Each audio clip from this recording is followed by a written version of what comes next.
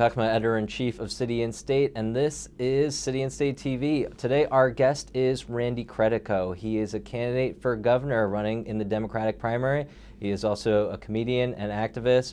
Randy, thank you so much for joining us. It's great to be here. What took you so long to ask me? So why are you running for governor again? Not again. So the first time I ran for governor, I ran for senator in 2010. Schumer knocked me out of the box, and then I ran for mayor in 2013. I got 2.5% in the primary without spending a nickel.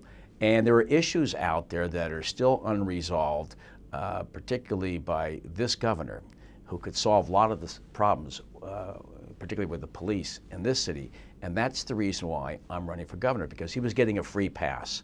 No one would run against him. I'm going back about 9 months. Nobody would, not one Democrat. They were all lemmings. They had no guts, in spite of the fact that he is not liked by almost every Democrat up there in Albany and in the city, but everyone's afraid of him. I don't think so right now, but I was the first person to lay the groundwork about why this guy should not be governor. He's not a progressive governor. He's everything opposite of what he pretended to be 8 years ago. So there's a lot of issues that the governor, and I didn't want him to give him a free ride. I didn't want it to be between him and Astorino and nothing else. There needed to be, at this point, someone to run against him. Now, there's somebody else in the race as well now, weeks after I started petitioning, who's joined the race. And that's good. It's good to have people who can focus on the governor's, the chink in his armor, which is almost all chink and no armor. You've issued a press release, an email, faulting the governor for not issuing any pardons or giving any clemency during his time in office. He's been there 4 years, and I met him in 2002. 2002 when he was running against McCall. And he afterwards, after that complete debacle with the Liberal Party and with McCall, he latched his wagon onto the star of an organization that I was running, which was the William Kunstler Fund for Racial Justice, and its organization below it called the Mothers of the New York Disappeared, fighting against New York's Rockefeller drug laws. And so he spent the next 2 years exploiting every moment that he possibly could of this movement, which had reached the crescendo back then.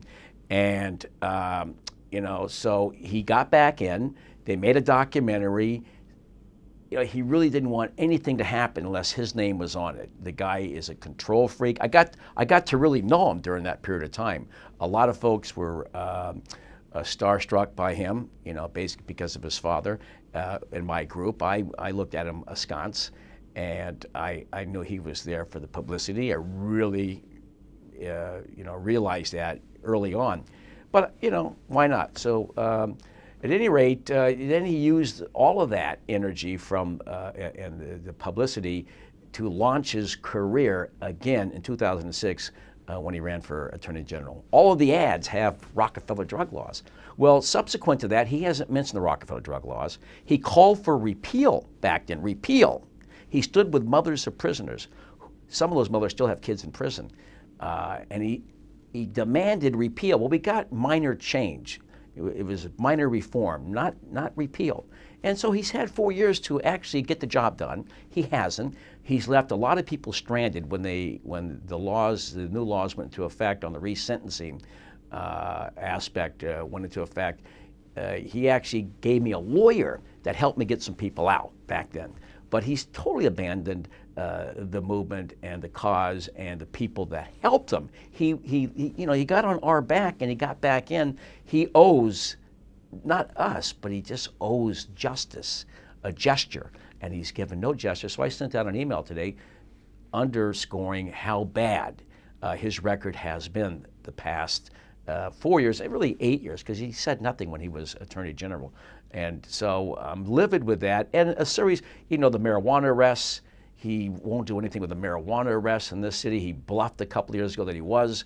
The 50,000 people being arrested to decriminalize, and he opened, because they'll stop and frisk. It's really about getting people on marijuana. 50,000 people arrested every year. All right, take out what you got in your pocket. All right, you're arrested. So he could neutralize that with, and he could, because he has control of the Republican-controlled Senate with IDC, but he hasn't.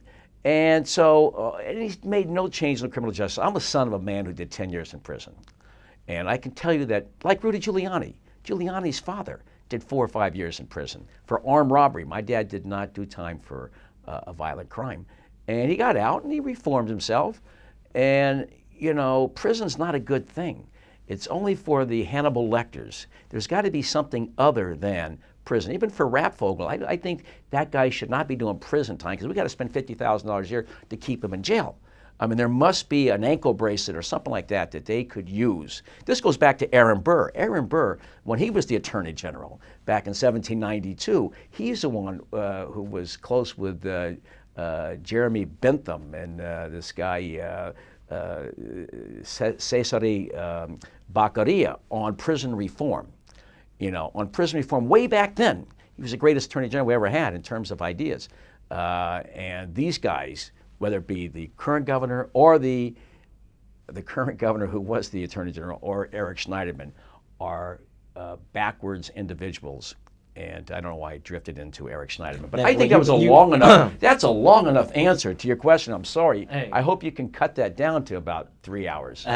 Well, Zephyr Teachout, Rob Astorino have both been very critical of the governor for his interference with the Moreland Commission. Yeah. What's your take on that? Well, look, I've been talking about the Moreland Commission for a long time. I'm not a fan of any of the people on the Moreland Commission. 5 of them just came out and defended Andrew Cuomo.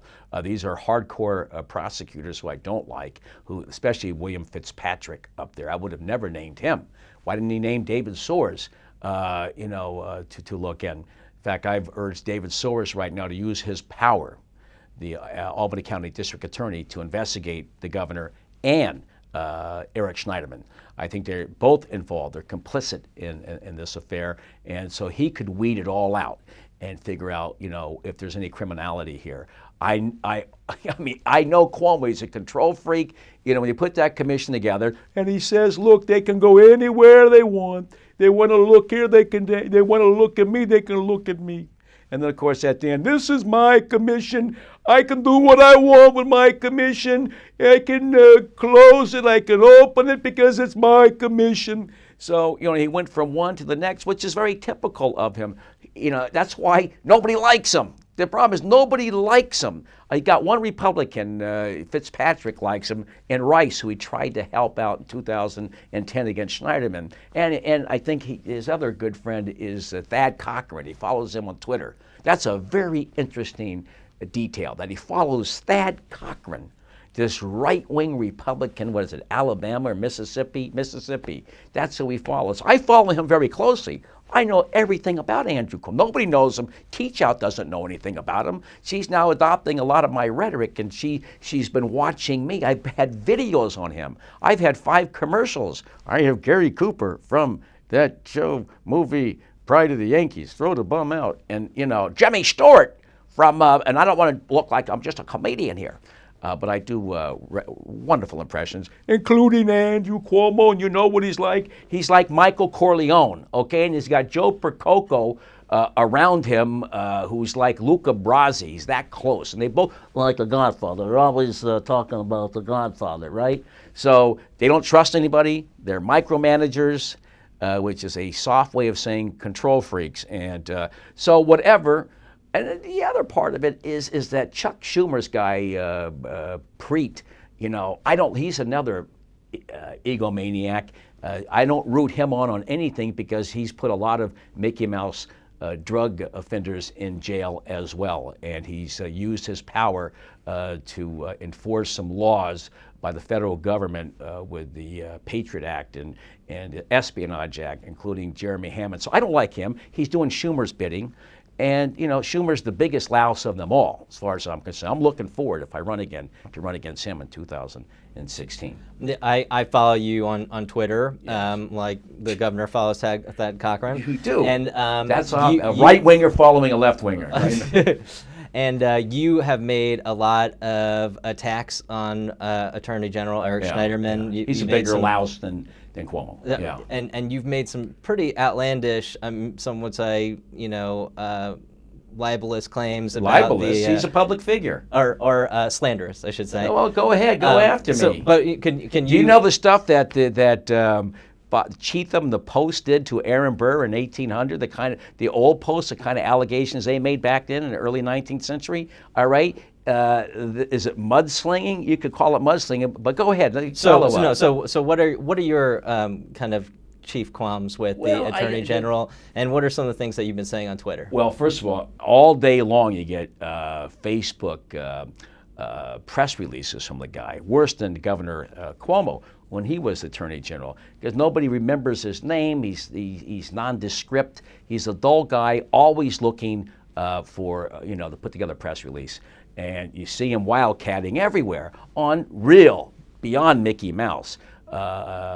Accomplishments, like these drug busts. But we got a major drug bust of 40 people that we got $3,000 in cash and $300 in IOUs and a bag of weed. And this is the Median cartel, basically. So, he fronts on that. Now, these guys are all going to do time in jail. And just 12 years ago, he was the champion of reform of the Rockefeller drug laws. He used that more than Andrew did. He got the Silver Bill passed in 2006 as a sponsor of it in the Senate. So, and I used to hang out with the guy. I did his 50th birthday party. We used to hang out in some real, bad places. And for him to lecture about drugs, is calling the kettle black. I've said that. I urge him, if he wants me to stop talking about that, to take a lie detector test, a certified lie detector test with the FBI, and tell us that you've never done hard drugs. Not just smoking weed or doing white powder. I want him to go on camera because, back then he was enlightened. When did he suddenly become Harry Anslinger? When did he become J. Edgar Hoover? And so he likes to put people in jail right now, and I resent that particularly. Shouldn't be wasting time. What he should be doing is coming up with a protection against the federal government using their spying agency against New Yorkers. That's been done, using state to say you can't do it here. Find a way to do it, even if it doesn't hold up in court. That's what he should be protecting. Our privacy is what he should be doing, and our right to choose. I'm an admitted pot smoker. You see the New York Times? Am I ahead of my time? New York Times is their entire editorial section was devoted to the legalization of marijuana, which I'd rather do than drink. I didn't smoke pot today. I smoke it once a week. There's nothing wrong with it. What would you rather do? If you're walking down Christopher Street and you walk by one of these heavy bars there, Bar 55, right, at 5 o'clock in the morning, and there was a guy inside whose wife had left him broke, would you rather see that guy come out, whacked out on 20 shots of tequila, or had just smoked a joint? I'm on the record advocating for the legalization of marijuana. Well, good. But I want to ask you, would you take a polygraph to substantiate your accusations against the Attorney General? Yes, I would. I would say, yes, I would take. If he would sit down with me, I didn't say specifically, I said, would he take one? I can tell you that he is calling the kettle black. I'll leave it at that. And he's the wrong guy to be lecturing anyone about doing drugs, about the dangers of drugs and all of that, and to be putting people in jail so he can ascend another 4 years and maybe become governor. It's all about him. It's all about he was born on third base with a silver spoon up his nose. That's what I've said. What can we expect from you for the remainder of your campaign here? I'm going to be in your face, as you know. I'm going to be in everybody's face. It's going to be Abby Hoffman on steroids here. I'm going to be doing pranks. I'm going to be, I have to. I'm going to raise some money. I'm going to put some ads in the city and state and El Diario. We're going to go to every county in the state in a 2-week period of time campaigning. I'll be campaigning really heavy in the Black and Latino community, particularly in NYCHA homes, buildings, and we expect to do a lot better. No one expected me to beat Sal Albanese in 2013, who had 500,000, and I had like 11,000. No one expected that, but I did. I beat him. So people know me, and I'm going to go out there. This will be like Beppe Grillo, the Italian guy who got like 32% of the vote. His party did. And he was a TV figure. He was a political satirist, I believe. But no one thought he was going to come out. But they're burnt out with these guys. People in New York don't like de Blasio was a phony. always was a phony. Even his name, de Blasio, his father was a World War II veteran that lost his leg, and he disses him so cynically because he's afraid that that's going to hurt him in a city that is not that friendly to the voters with a German last name. You don't do that. And plus, it's one thing to change your last name, but your first name too. It's Warner Wilhelm or Warren Wilhelm. Now it's William de Blasio. All right? Why didn't he stop by in Germany, and pay tribute to his paternal? I'm not even sure this whole story. I've never seen a 7-foot Italian. Have you? I haven't. Garibaldi was only 6'2". Randy Credico, thank you so much for joining us. It's my pleasure. Thank you for having me, Morgan.